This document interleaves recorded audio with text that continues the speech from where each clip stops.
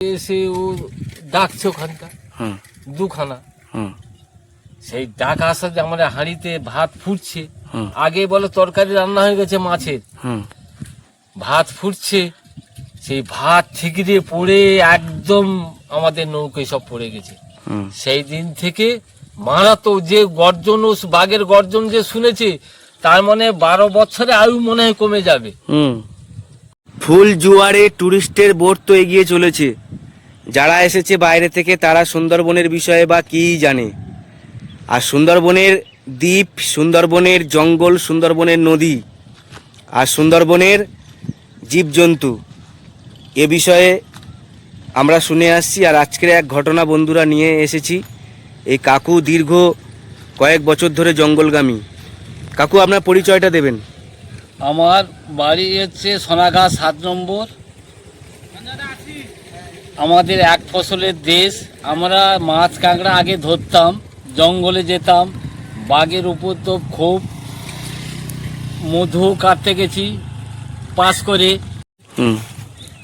তা আমি আগে ফাঁস জালে যেতাম। আচ্ছা, জঙ্গলে এই ফাঁস জাল? হ্যাঁ, ফাঁস জালে আমাদের আক্রমণ একটু কম হয়, খুব ভুল ভবিষ্যৎ হয়।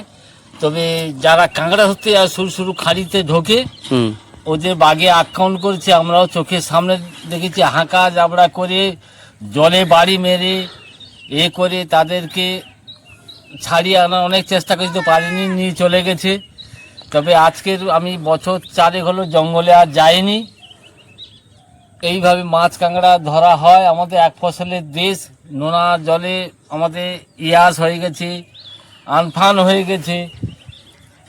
2 বছর চাষ হয়নি আমাদের এই সুন্দরবনে, শেষ প্রান্তে এই দ্বীপে। নদী বাঁধের অবস্থাও খুবই খারাপ।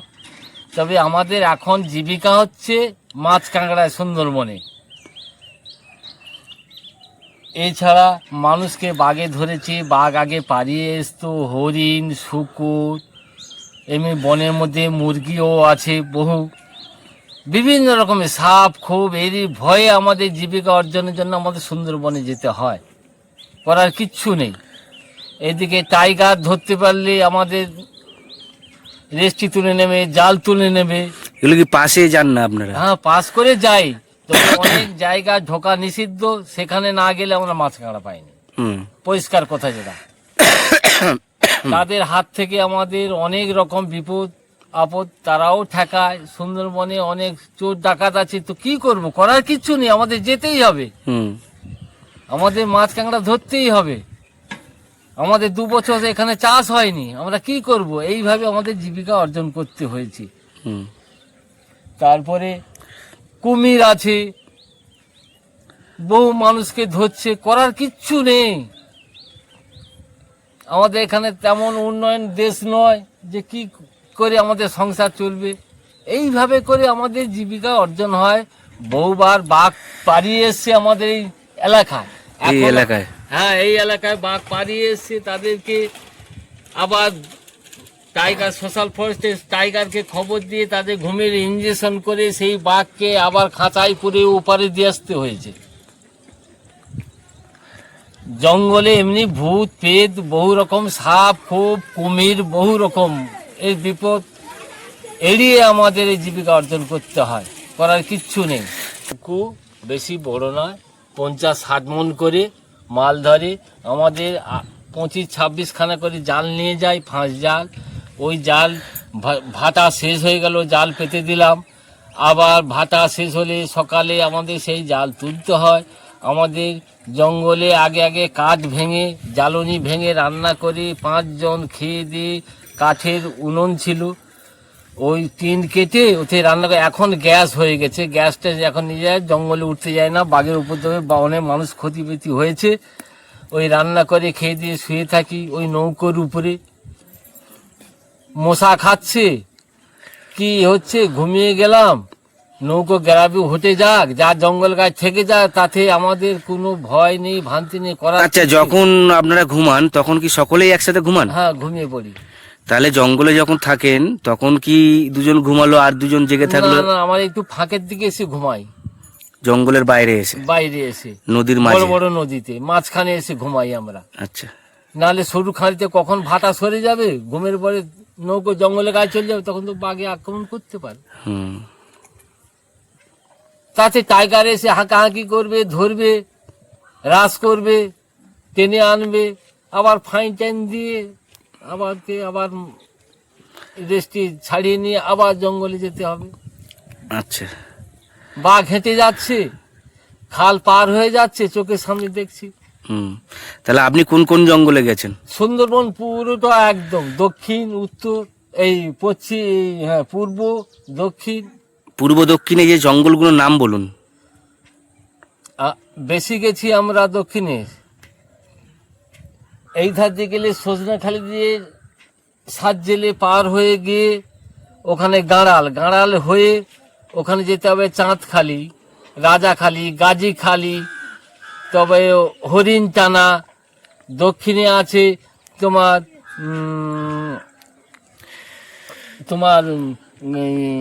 গাজীখালি আছে, পীরখালি আছে, বস্তা বুড়ি আছে, পাতা পচা আছে, হুম। নেগরিখালি আছে, হুম। তারপরে আছে তোমার এই তোমার দক্ষিণে, একদম দক্ষিণে বঙ্গোপসাগরের কাছাকাছি কেঁদো আছে, হুম। বাগমারা আছে, চাঁদখালি আছে। জঙ্গলে কি নাম নেবেন, প্রচুর নাম। হ্যাঁ, তাহলে ওইসব জঙ্গলে আপনি যখন যেতেন, হ্যাঁ, চামটা ভান্টা বহু। আমরা তো নাম শুনে শুনে আমাদেরও কিছু কিছু আর ঠাকুমার নাম কোনো মুখস্থ নেই? না না না, আমার অত মুখস্থ, ওই যেগুলো আছে সেগুলো বলছি। দিদিভাইদের সব নাম মুখস্থ। এটা সুদর্শন দার বোন তো? সুদর্শন দার বউ, তাই তো? আমি ওই জন্য দেখে আইলাম, আমি দেখি আগে দিদি গিয়ে খবর দিল, বল দেখি যা। আচ্ছা, সব ভালো আছেন তো? হ্যাঁ হ্যাঁ ভালো। তাহলে আমরা এই ঘটনাটা একটু শুনছি। সুন্দরবনে একটা কেউটে সাপ আছে, আর দেখবে। বিশেষ করে বন্ধুরা, যে সুদর্শন দার ভিডিও আপনারা দেখেছেন, তার স্ত্রী বাঘের মুখ থেকে বেঁচে এসেছে, আর এখন দেখে তো আসলাম আমি। দিদিভাই স্বামীকে দেখছেন। চলো আমার বাড়িতে। হ্যাঁ, যাব। তাহলে শুরু করুন কাকু। এবারে ওই যে জঙ্গলগুলোতে গেছেন, হ্যাঁ, আপনারা যে রাত্রে খাওয়া দাওয়া বা কিভাবে কি নৌকায় করতেন? ওই খাওয়া দাওয়া ওই কাঠের জ্বালনি, ওই সার ভাটায় গাছের ডাল ভাঙতাম। গাছের ডাল ভেঙে আমরা ওই টিন কেটে তার একটা রান্নার মেদে তৈরি করতাম, করে ওতে রান্না করবে। জঙ্গলে আমরা মাছ পেতাম, মাছ কাঁকড়া আমরা প্রচুর পেতাম। ওই সব রান্না টান্না করে 5 জনে খেয়ে দিয়ে শুয়ে পড়লাম। আবার সকালে ওই জাল টানতে হবে, এই নদী থেকে ও নদী, ও নদী থেকে সে নদী, ওই বেয়ে বেয়ে বেয়ে যেতে হবে। যেখানে ফাঁক পাবো সেখানে জাল পাতবো মাছের জন্য। ওই চেষ্টা করতেই হবে, করার কিছু নেই আমাদের। কারুর হচ্ছে না, এইরকমই অবস্থা আমাদের। হুম।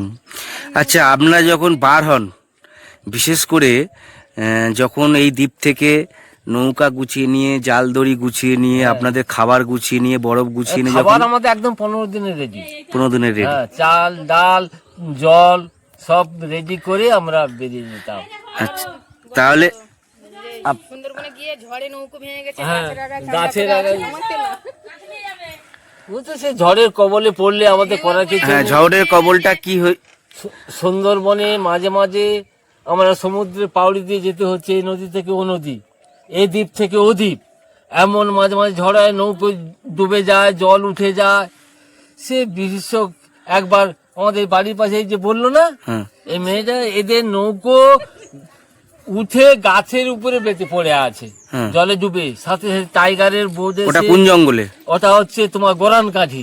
আচ্ছা, কতজন ছিল ওটা? ও 5 জন করে থাকে আমরা, সব ফাঁস জাল? সব ফাঁস যায়। আচ্ছা, বাঘ এসে বাক্স থেকে মাছ বার করে খাচ্ছে। বাঘ এসে? হ্যাঁ, করার কিছু নেই। হুম। একটা ফাঁকা নৌকো আসছে, অন্য নৌকো আসছে আর কি, হুম। তাদেরকে ডাকতে, তারা ওই ডাকাতে, জঙ্গলে ডাকাতের ভয়, কেউ কারো কাছে যাবে না। হ্যাঁ। ওই তো অনুরোধ বিনয় করতে তারা এলো, তারা এসে রেস্টি ফেস্টি দেখাতে, নৌকো এই হয়ে গেছে, ভেঙে গেছে, একদম কেঁদোতে, গরমখালি ওইখানে গরম কাঠি। তারপরে সেই ওরা গিয়ে উদ্ধার করলো। সেই নৌকো মানুষজনকে ওদের চাল ডাল দিয়ে যা কোনো রকম খাওয়ার, পরনে কিছু ছিল না তো এখানকার লোকজনের, যাই ওই নৌকোটা যে হয়েছিল পরনে কিছু ছিল না, ওরা যা কিছু দিল গামছা নুঙ্গি টুঙ্গি একটা দিল পরে টরে কোনো রকম। তারপরে এসে খবর দিতে এখান থেকে বোট গিয়ে সেই শুধু ভাঙা নৌকোটাকে টেনে এনে বাড়িতে আসতে হয়েছে। ভীষণ বিপদ জঙ্গলে। তাহলে জঙ্গলে যাওয়া মানে শুধু কুমিরের ভয় তা না, ভূতের ভয় তা না, ঝড়ের ভয়, ঝড়েরও ভয়, তা বাঘের ভয়, সাপের ভয়, কুমিরের ভয়, ভীষণ ভয়, ভয় সব দিক দিয়ে। তাহলে আপনি হচ্ছে কিনা বাঘের সম্মুখীন হয়েছেন বা কি ঘটনা সেটাকে বলুন। ও তো আমাদের বাঘের সম্মুখীন কতবার হয়েছি। হ্যাঁ, কি ঘটনা ঘটেছিল সেটাকে বলুন। আমরা মাছ ধরছি, হয়তো একটা জাল চড়ে পড়ে আছে, ভাটি নেমে গেছে, বাঘ হাঁকে ছুটে আসে, ছুটে নৌকোয় উঠতে হয়েছে, জলে বাঁধাতে হচ্ছে, তবে তো সেই বাঘের গায়ে তো হাত দেওয়া যাবে না। জানতে পারলে তো ফরেস্ট অফিস তোমার সব নৌকো টৌকো তোমার যাবজ্জীবন সব যাবে কার। এরকম আমরা জাল পেতেছি, জল সরে গেছে, বাঘ এসে সেই জাল থেকে মাছ ছাড়িয়ে খাচ্ছে। বাঘ মাছ খায়? হ্যাঁ, মাছ কাঁকড়া, ওই ছাড়া খাবেটা কি? মানুষ কি ডেলি পায়? মানুষ যদি ডেলি পেত বাঘে, তাহলে বাঘকে 20-50 জন বাঘকে ঠেকিয়ে রাখা যায়নি। হ্যাঁ, আরেকটা ঘটনা মনে পড়েছে। তোমার নবাকি থেকে, ওটা হচ্ছে নিতাইয়ের মুখ বলে একটা নদী আছে, ওইখানে আমরা নৌকো বেবে আসছি, বাড়ি যখন চলে আসবে আর জোয়ারে ভাটা পড়ে গেছে, নৌকো আসতে পারবে না, ওইখানে গ্যারেপ গেছে 4-5খানা জাল পেতে দিয়েছি।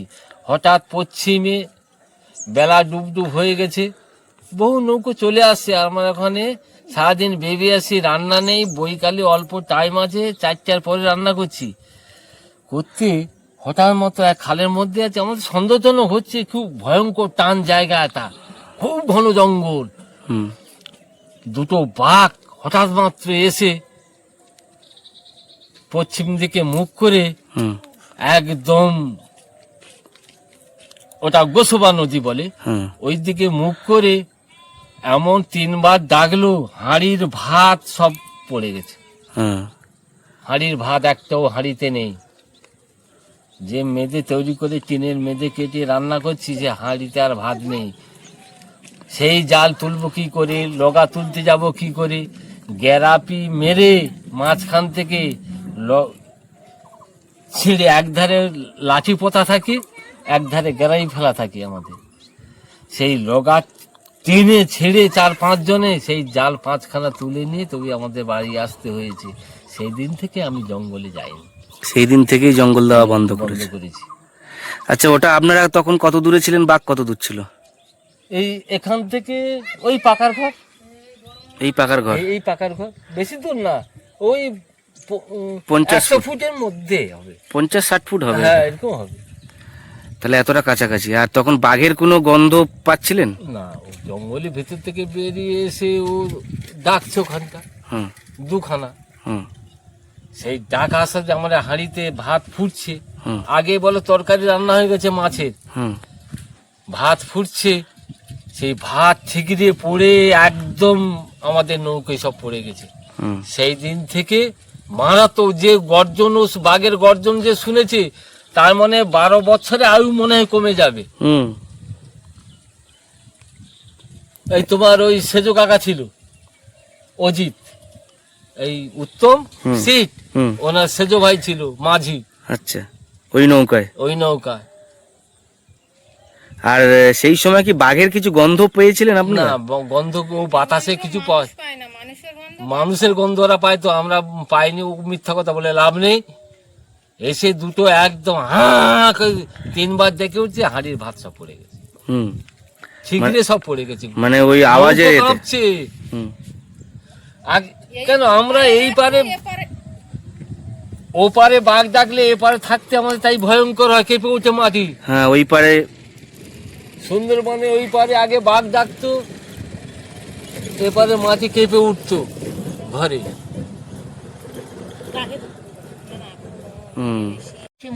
সে মরেছে, আয়ু কমে যাবে।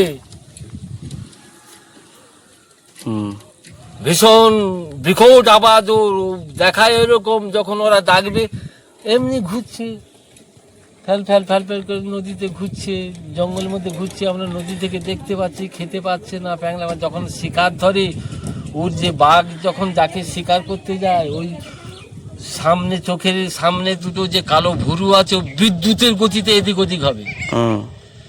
ওই ভুরু? হ্যাঁ, ও চোখের ভুরু। হুম। যদি ওই যে দেখেছে, সঙ্গে সঙ্গে বা বলার উচ্চারণ হবে না, হতভম্ব হয়ে যাবে। হতভম্ব হয়ে যাবে। হুম। সুন্দরবনের রয়্যাল বেঙ্গল টাইগার যে একবার দেখেছে, যে গর্জন শুনেছে, সুন্দরবনের রাজা। রাজা, আমরা যতই যা করি না কেন, ও মা বলার সময় দেবে না, আর বাবা বলারও সময় দেবে না, করবি শুধু। হুম। পার এসে এবার এরপরে আমাদের ঘরে ঢুকে লোকের কামড়ে চলে গেল। হ্যাঁ, এরকম তো হয়েছে। এরকম হয়েছে তো, ভেড়া মেরেছে, গরু মেরেছে।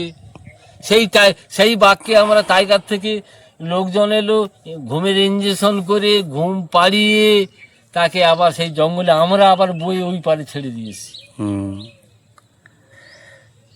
তখন যদি এই বাঘটা যদি জানতে হয়ে যেত, না, ভেঙে যেত? সে সরকারি লোক আছে তো, সরকারি লোক আছে। আমরা দেখে দেখে দেখে দেখে এমন একটা অভ্যাস হয়ে গেছে, আর ভয় তো আর আমার ভয় লাগে না কাকুদের? ভয় লাগে না। আচ্ছা, তাহলে এবারে বলুন, একসাথে আপনি কতবার কখানা বাঘ দেখেছেন? দুখানা দেখছি একসঙ্গে। তারপরে বাঘের খোঁজতেই অটোমেটিক দেখাচ্ছে যে এই আমাদের এরকম নদী আছে জঙ্গলের মধ্যে, এর থেকে সরু আছে, এর থেকে বড় আছে, পাহাড় সাঁতার দিয়ে পাহাড়ে যায়, শুকরও যাচ্ছে, হরিণও যাচ্ছে। হুম। হরিণ বহু দেখেছি, এক পালে হরিণ দেখেছি তোমার ওই রাজাখালিতে, চাঁদখালিতে প্রচুর হরিণ, হুম। 10-20টা করে দেখেছি। হুম। এরকম তাহলে অবস্থা। হ্যাঁ, তাহলে কাকু ওই বাঘের কবলে পড়ে আর জঙ্গলে যাওয়া? আর জঙ্গলে জানি, পরিষ্কার কথা। আমার ছেলেও যেতে দেয়নি, আমার ছেলে এখন জাহাজে থাকে, আচ্ছা। আমি এখানে জমি জায়গা আছে, চাষবাস করি, হ্যাঁ। টুকটাক এই কাজকর্ম করি, আচ্ছা। এই বাড়ি থাকি। আচ্ছা, তাহলে আপনারা জঙ্গল যাওয়া বন্ধ করেছেন, এখন প্রজন্মের জন্য কি বলবেন? কি বলবো, এখন তো ছেলে যেতে দিচ্ছে না, মন টানে তবু যেতে দিচ্ছে না। ওই আলগা একটা পয়সা আছে ভালো, এখানকার গ্রামের লোক আছে, নেই তো, নেই, তবু চলে গেছে। কেউ নেই। তাহলে এখনকার প্রজন্মের জন্য আপনি কি বলবেন, যে তারা জঙ্গলগামী হওয়া উচিত? জঙ্গলগামী হওয়া উচিত নয়, হুম। তবে যা পরিস্থিতি, বাইরে কাজ করতে গেলে টাকা পাচ্ছে না, হুম। এমন সব বিভিন্ন রকমের দালাল ফালাল জুটে গেছে। হুম। 5 দিন কাজ, 10 দিন, 1 মাস কাজ করে এই দিচ্ছি বলে দিচ্ছে না, কেটে পড়ছে। কি করবে মানুষ? একমাত্র আরো বাইরের দিকে গেলে পেটে জ্বালায়। চেন্নাই, তবে বম্বে, গুজরাট, কেরালা, এইসব দিকে গেলে যা কিছু হচ্ছে, আমাদের কলকাতার মধ্যে গেলে টাকা পয়সা মানুষ পাচ্ছে না। হুম। তাহলে আপনারা চান না যে সন্তানদেরকে জঙ্গলে পাঠাবার জন্য, কিন্তু নিরুপায় হয়েও নিরুপায় হয়ে যেতে হচ্ছে, সুন্দরবনের পরিস্থিতি। পরিস্থিতি। হুম। ধন্যবাদ আপনাকে, স্বাগতম। আর বন্ধুরা শুনলেন যে সুন্দরবনের এরকম পরিস্থিতি, সাথে থাকুন, সঙ্গে থাকুন।